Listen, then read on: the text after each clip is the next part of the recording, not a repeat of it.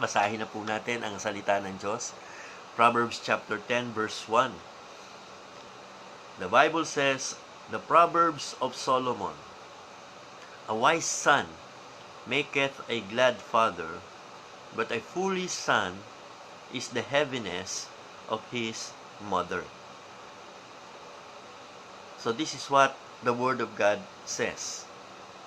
So parang nagkaroon po bigla ng parang it goes back to the first chapter that here on this chapter, Solomon was introducing what this book is all about. Who is the author and why is he writing? And like we have seen, the author is none other but Solomon, the son of David. And he was the wisest man nung kanyang generation. Or maybe even up to our time, up to this generation. But for sure, during his generation, he was the wisest man because nangyari sa kanya yung sinabi sa James 1:5. If any of you lack wisdom, let him ask of God, that giveth to all men liberally and upbraideth not, and it shall be given him. God appeared to him in a dream one time, and instead of asking for wealth and health and other things that each of us are regularly asking God, when Solomon was asked by God, anong gusto mo na ibigay ko sa iyo? He asked for wisdom. And since nagkaroon siya ng wisdom under the inspiration of the Holy Spirit, he wrote Proverbs. And one of the burden of these Proverbs is that his son and other young men, and even daughters, yung mga kabataan, ang punteriya ng Proverbs, para sila po ay from being young to adult life, mag-wise up, maging marunong hindi sa mga bagay ng sanlibutan, kundi marunong sa mga bagay ng Diyos.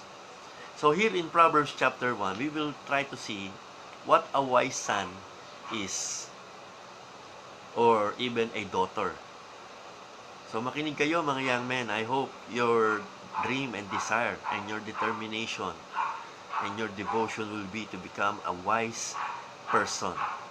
Kayong mga sons and daughters, sana ay maging wise person kayo.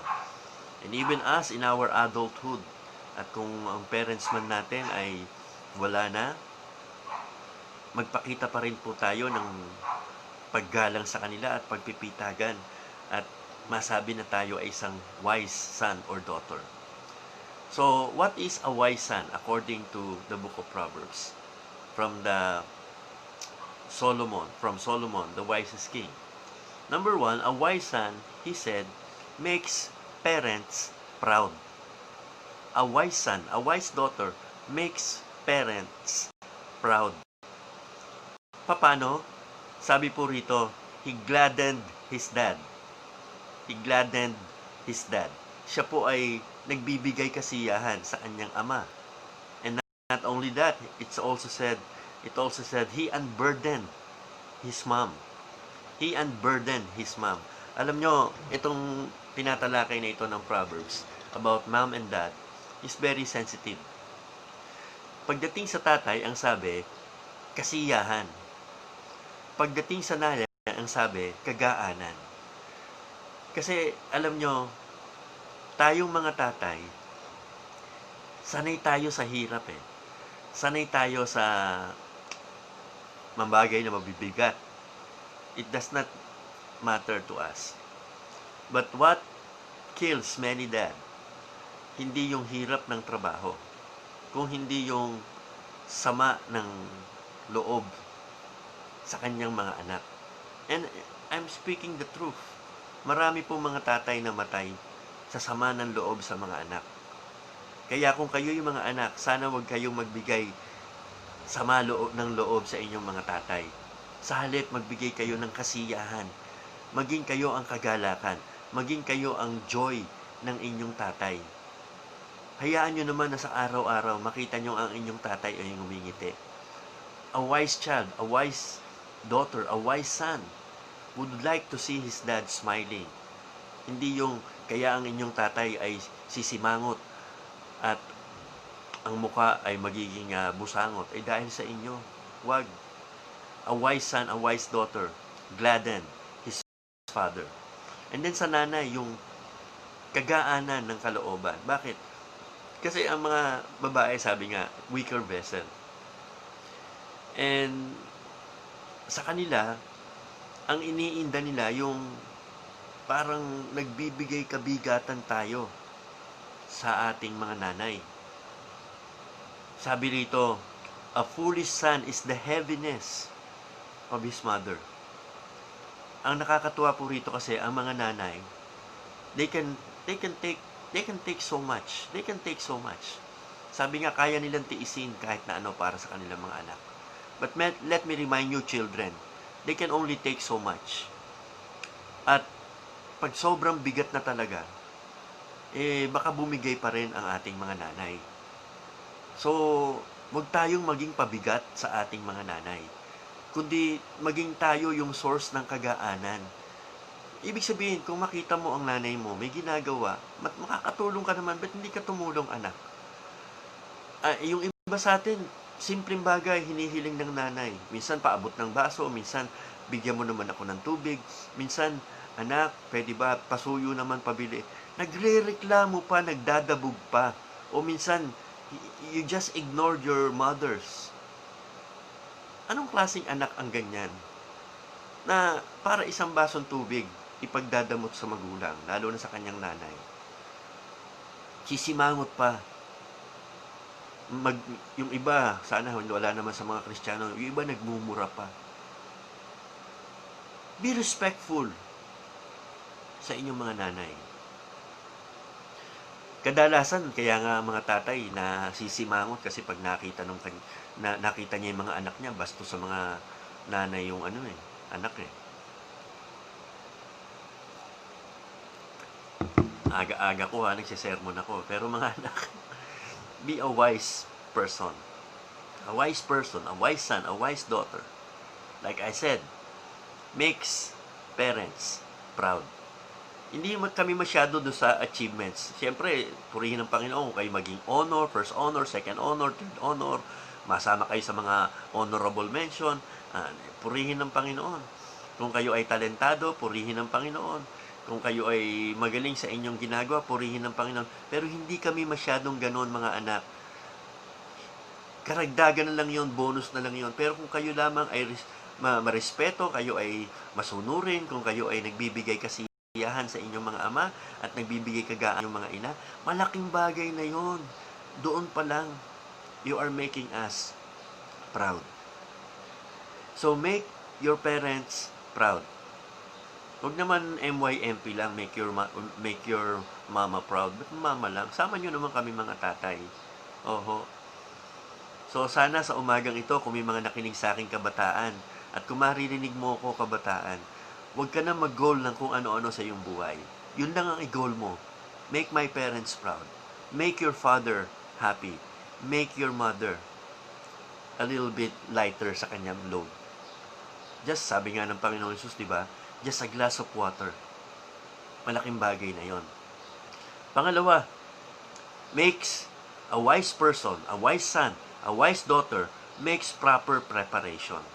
Makes proper preparation. Sabi po rito sa Proverbs chapter 10 verse 5, he that gathereth in summer is wise son, but he that sleepeth in harvest is a son that causeth shame. Kanina sabi natin, make your parents proud.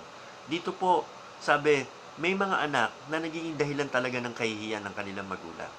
Sino to mga anak na ito? Ito yung mga anak na hindi na nga naging magalang sa kanilang magulang, hindi pa naging preparado sa kanilang buhay. They were given all the chances that they could have since they were child. Their mother, their father has been training them, putting into their disposal everything that they need. Sabi mo, hindi, pastor ako kaya hindi ako naging preparado sa buhay kasi ang dami kong wala sa buhay. Listen to me. Hindi po yan sa dami ng anong meron ka, kundi nasa attitude na anong meron ka. with what little you have, you can make use to prepare for life. Sabi po rito, ang kailangan mo lamang ay maging preparado. Paano po siya nagiging preparado? Gathering in summer. Alam nyo, ang picture po rito, yung langgam, di ba, nasa Proverbs din yan. Wala kayong nakikitang langgam na pagka tag-ulan, doon naghahanap ng makakain. Wala kayong masyadong nakikitang langgam pagka tag-ulan. Kasi sa kanila, nakakamatay ang ulan. Pwede silang malunod, pwede silang mapinsala. So, ang ginagawa nitong mga langgam, habang summer, habang may opportunity, habang nandyan ang kanilang pagkakataon, they make use of their time in a worthwhile na mga bagay. So, ito po yung kailangan ng mga wise person, especially young person, sons and daughters. Gather what you need in summer. Ibig sabihin, kung ano yung pwede mong magamit, kung ano yung pwede mong mapakinabangan habang may opportunity ka pa. Like, yung pag-aaral mo. Is natin kahit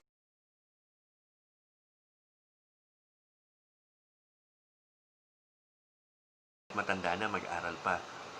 Pero, iba pa rin yung habang bata ka, bubuti mo't inaayos mo ang iyong pag-aaral. At yung iba pang bagay na pwede mong ihanda ang sarili mo para sa pagharap sa mga challenges sa buhay. Once you are an adult, especially if you have family already and have children, pagsisisihan mo yung mga panahon na sana prepare mo ang sarili mo so you could be better equipped and trained.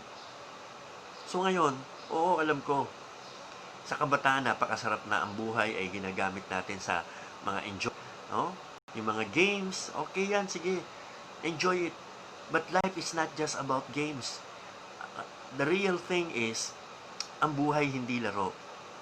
At kahit na magaling ka sa mga laro na yan, yung kinabibilangan, ano mga sports yan, ano mga computer games yan, hindi yan makakatulong sa iyo, sa iyong pagtanda.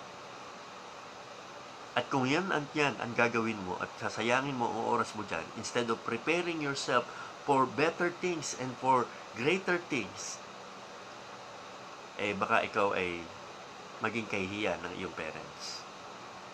So, make your parents proud and make proper preparation. Alright? Pangatlo, a wise person, a wise son, a wise daughter, priority. Makes precepts priority. Ano po yung precepts? The statutes, the commandments, the instruction.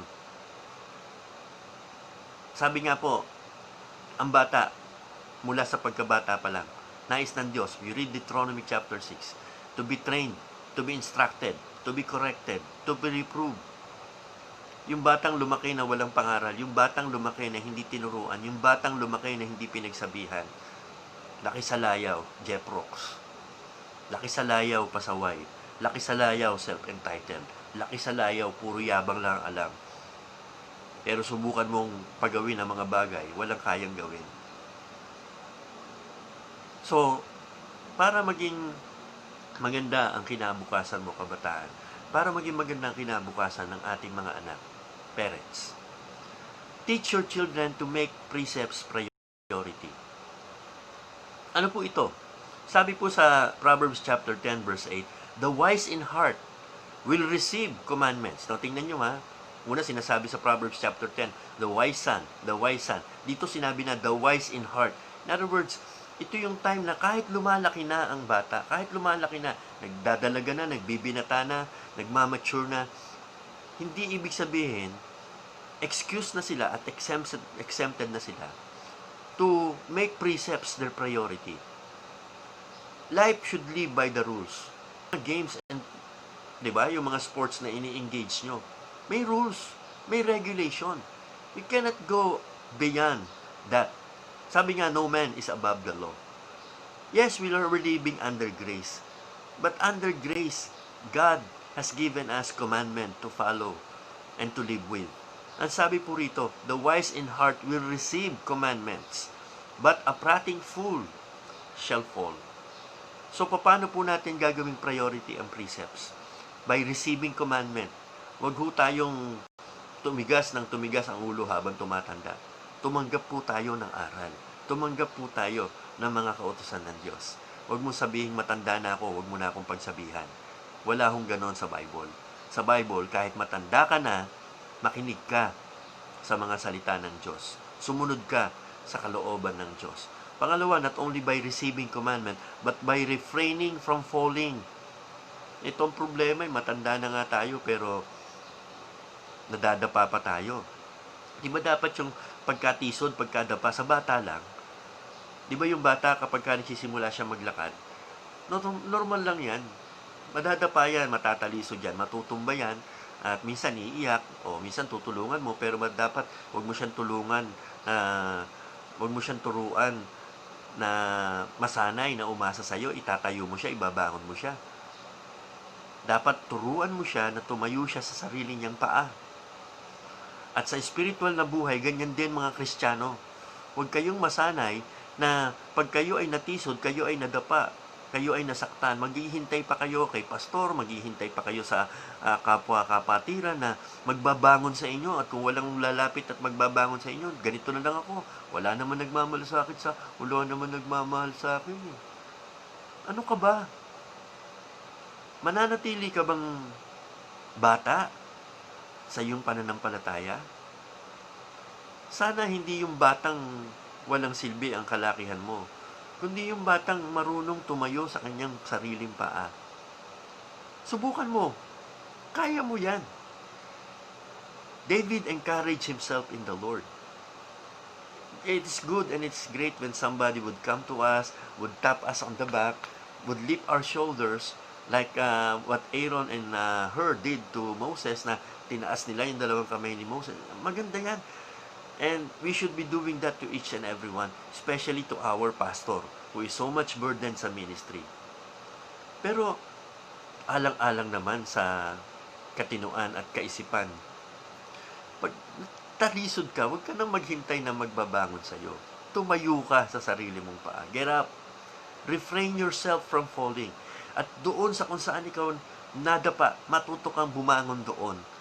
At matuto ka sa lesson mo. Huwag ka na uling madapa doon.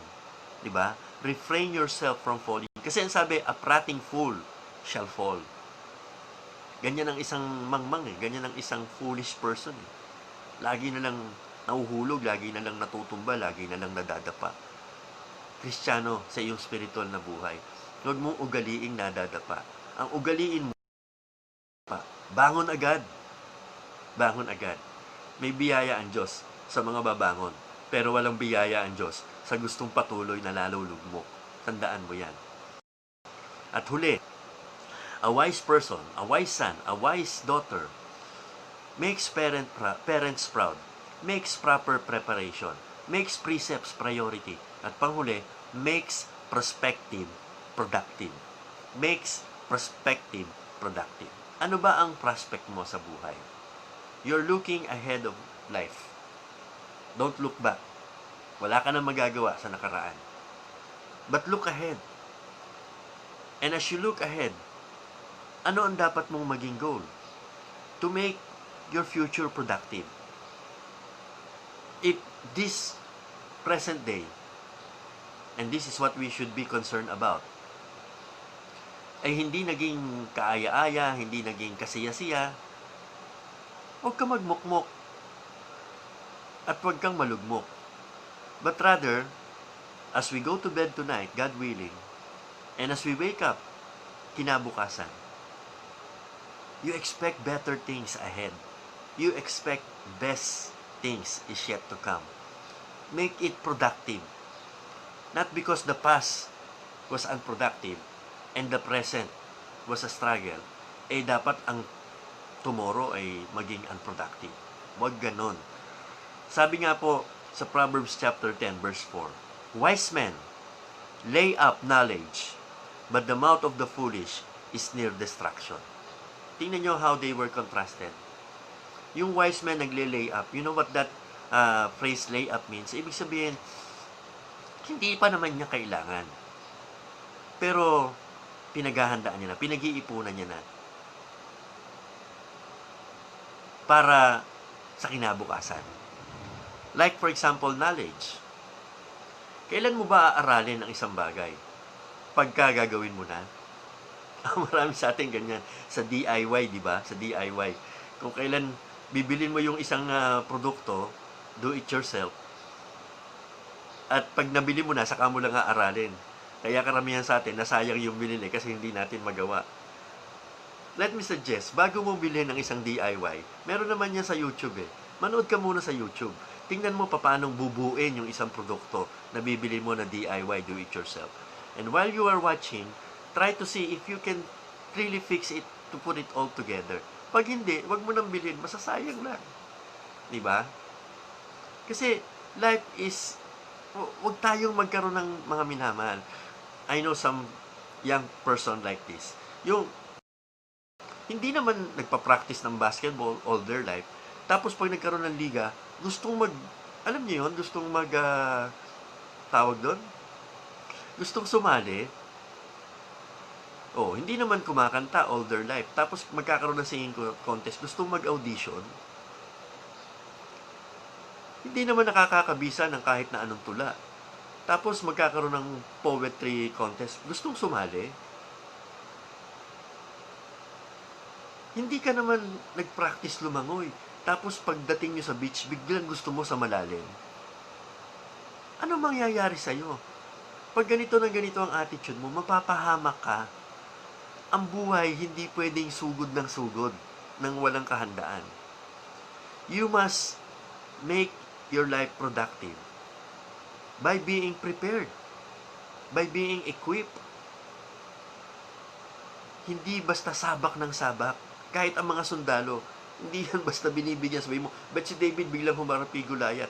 Kaya po may lakas ng loob si David kay Goliath. Hindi lamang pananampalataya sa Diyos ang dala niya, kundi yung karanasan niya sa kanyang pananampalataya sa Diyos. He was able to kill a lion. He was able to kill a bear. Made him confident na kung itong dalawang mababangis na hayop na ito, napatay niya by the grace and power of God in his life, ay di lalo si Goliath na nagdi-defy sa pangalan ng Diyos. Meron po siyang kahandaan. Nag-laid up siya ng experience. Yun po ang kalamangan namin sa inyong may edad na, sa inyong mga bata pa.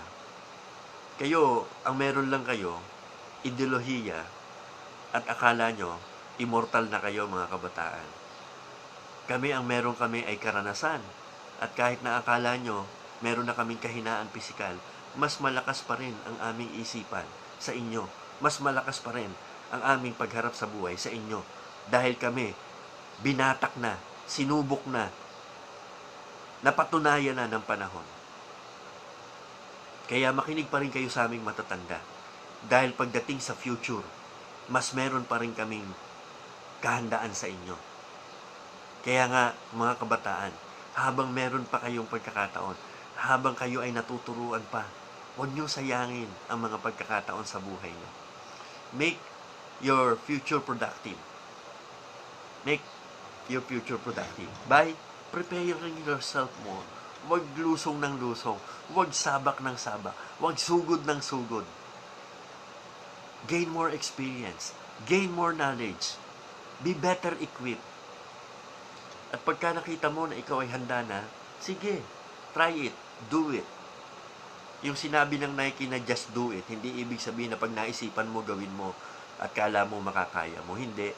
Ang pinagsasabihan ng just do it ay yung mga tao, they have been preparing their life.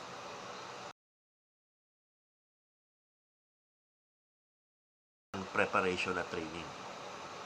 Ang sabi sa kanila, just do it. Kasi kahit no matter how you prepared, no matter how you've been trained, kung hindi ka naman magkakaroon ng initiative na, sige na, go, wala rin. So, itong bagay na ito dapat binabalanse. So, again, what is a wise man? What is a wise woman? What is a wise son? What is a wise daughter? Makes parents proud, makes proper preparation, makes precept priority, make prospective productive. Kaya nga po mga minamahal, ang isa sa dapat nating maging prospective, hindi po tayo lahat mabubuhay ng panghabang panahon. Tayo po ay mamamatay. And I hope you are making preparation. Sabi po ng Bible, prepare to meet thy God. If you are wise, hindi mo gugustuhin pumasok sa eternity na hindi ka handa. Make Jesus your Savior. Receive Him in your heart. Do not trust in religion. Do not trust in your church membership. Trust only the shed blood of Jesus Christ for your sins, for your redemption, for your salvation. Say, Lord, I'm only trusting you for my soul, for my destiny, not my good works, not my religion, but only you, my Lord and Savior, Jesus Christ. Again, this is another edition of Hope Goes On. Maraming salamat po sa mga sumubaybay. God bless you. At sana i-share po natin ito. Let others know that Jesus Christ is alive and saving souls. And He could be trusted. Good morning, Ma'am Ann Alicarte.